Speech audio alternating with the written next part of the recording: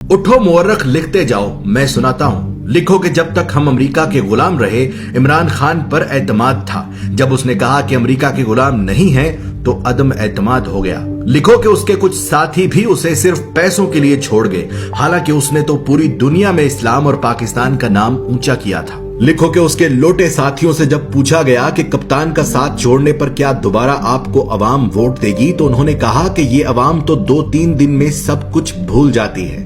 लिखो कि तारीख में पहली मर्तबा अदम एतमाद आया, और वो भी उस वजीर आजम पर जिस पर कोई करप्शन का इल्जाम तक नहीं था। लिखो कि जावेद लतीफ नामी नून लीगी रहनुमा ने सरेआम टीवी चैनल पर कहा कि हाँ, हमने पैसे देकर एमएनएज खरीदे हैं, और ये सुनकर भी इलेक्शन कमीशन नामी मुकद्दस गाय सोई रही। लिखो कि जहां एक निकाह मंसूख करने के लिए भी जज वजह पूछता है, वहां 22 करोड़ आबादी के मुल्क के वजीर आजम को हटाने की वजह न किसी जज ने पूछी, न किसी इलेक्शन कमीशन ने। लिखो कि जहां रिश्वत गुनाह कबीरा में आती है, वहां पैसे और ओहदों के लिए एमएनएज ने डायरेक्ट बोलियां लगवाई। लिखो कि जब इमरान खान ने पाकिस्तान को आजाद करना चाहा तो उसे झुकाने के लिए सारे सियासतदान मिल गए। लिखो कि इलेक्शन कमीशन ने हमेशा इमरान खान की हुकूमत के खिलाफ फैसले किए, लेकिन वो फिर भी मुकद्दस ही रही। उसने अमीन अली गंडापुर के भाई को सिर्फ अपने हलके में जाने पर नाअहल कर दिया, लेकिन एमएनएज को खरीदने पर बिल्कुल सोई रही। लिखो कि ईमान की इस खरीदो फरोख्त ने फिर से उस अमरीकी को सही साबित कर दिया जिसने कहा था कि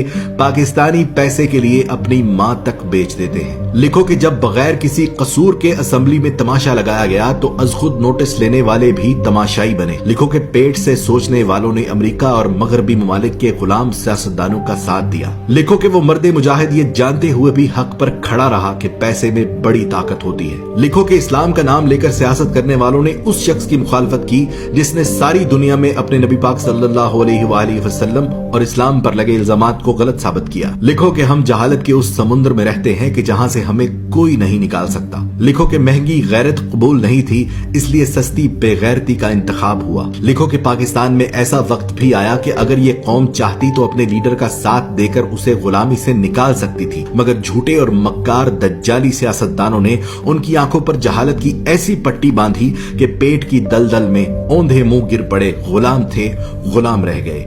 गुलामों के लिए अच्छी खबर यह है कि अल्लाह ने इस कौम पर तरस खाकर एक बहादुर लीडर दिया जो उनकी गुलामी की जंजीरें तोड़ना चाहता है। पर इस कौम ने कहा कि मैं अमेरिका और मगरिब का गुलाम था और रहूंगा।